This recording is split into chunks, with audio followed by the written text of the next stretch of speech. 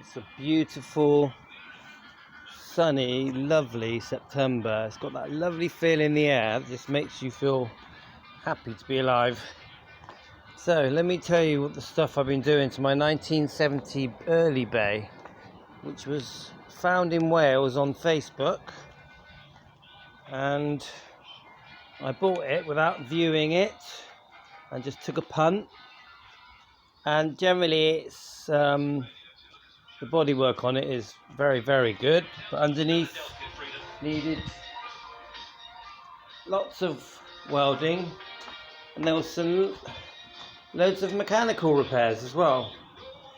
So this video is just to generally go over them. So let's start by just looking under the front. So obviously it's not that clear, but welding was needed underneath on these V sections. It's all DIY stuff, but still good. The beam bottom left corner, it's a bit dark, needed work. The side of the beams, I just clean them up and cure them. I'm going to wax all of them. Let's see if I can see this one on this side. Have a look up here. There's the other one. So that needed cleaning up. A bit of welding, not much. Then you had brakes on both sides, needed adjusting, bleeding and freeing up the adjusters. Then you've got the inner panel, see along here, needed some welding work.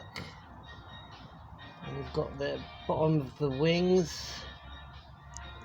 I did have to top up the steering box, which does have a small leak, but it's quite slow. Even the linkage all needed bending out and redoing.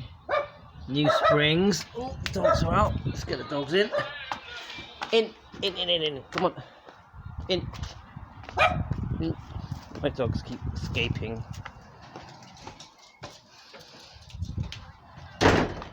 So then you had bodywork wise, you had rust areas here.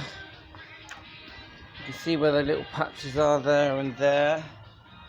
You had it along the inner bit there, along this section. So I had to remove the bumper. The bulb was gone on this one, and the dip and dash was wired in backwards on this one. I also removed this grille, stripped it back on the inside and painted it. One of the wipers were broken. What else? All of the hubcaps were covered in rust. I used silver foil in a bore and they came up beautiful.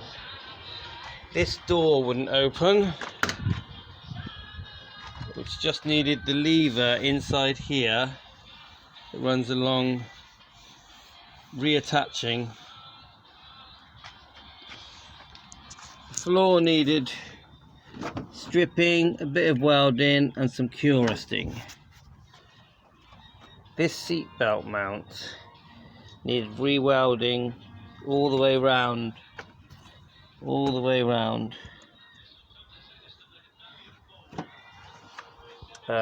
every arch needed stripping back and a little bit of patchwork. All 4 arches were done.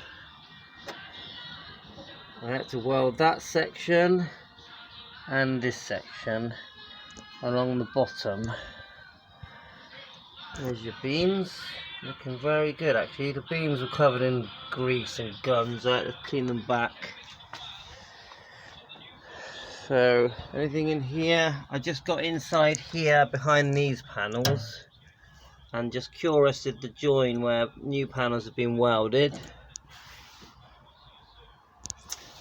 The pop top needed lifting, cleaning and derusting all around the whole rim of it. Then we had this seat. I wanted it to be 7 seats, so I fitted this seat and this seat. The rock and roll bed works fine.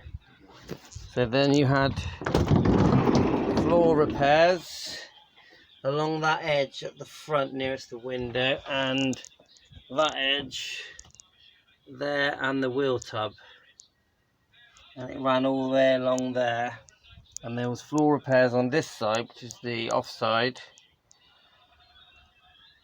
all welding, all little patches underneath there. I can't really show you, but generally the floor was actually pretty good. But I did get in there and cure rust it and strip it. So not loads done to the inside. Right, hello. So then you've got, what else did we do? Alright, so then we've got all of the underneath. I just literally stripped it all back, wax oiled it, and I had to repair some of the outriggers, strip them back. See here, some of the outriggers. This is a new one there. Can't really see it. New outriggers.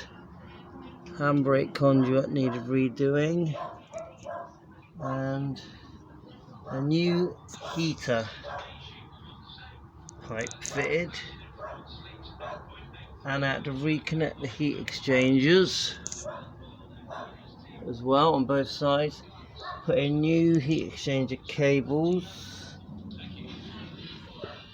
I stripped this back, this sill, repainted it.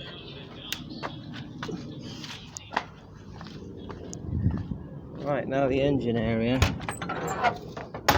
So I fitted a new metal shelf here to hold the air filter, a new stock air filter. I got rid of the pancake filter.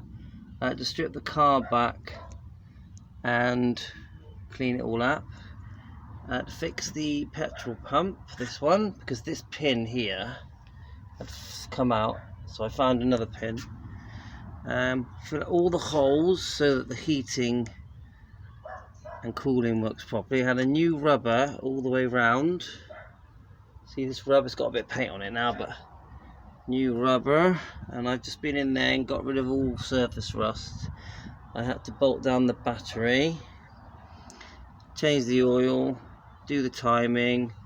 I cleaned up and refurbed the distributor, retimed it, etc. This needed repairing because I had a bit of a leak here. The coil was wired up backwards, and the fuel line underneath was leaking and cracked. So then I reconnected all the heating areas, so I had to buy some clamps that go on the heat exchangers. And the rear brakes needed redoing, rebleeding. So I sorted that. Then there was little areas of rust welded around all the underneath, just dotting around, finding any holes and patching them. There was a bit of a repair here body wise, but it was only surface rust, and generally it didn't really need body work, not really, nothing major. So obviously refurbing the outriggers and jacking points, making sure it's all rock solid underneath, which it now is. Reconnecting the heating was a real result, and just making sure that any rust that I can find has been removed. The engine runs lovely, the gearbox is lovely. I did have to get rid of the MP gear stick and put a stock gear stick in, which works much better than the MP, and all the dash stuff works. Obviously reconnected the heating, all the ignition works. The pop top goes up and down fine actually, you do have to prop it up though. It was all mouldy as well. So that's just the general overview of it, and it's just a good solid bus that will get you on any long journey. The engine runs very cool and it's watertight. All the electrics work. It starts first time every time. So I'm very proud of it. Her name is Jessie. The sliding door works fine, and I'm sure there's loads of things I've forgotten, but it's basically finished. Thanks a lot, Louis in the UK. Very proud owner of the VW T2 Early Bay 1970.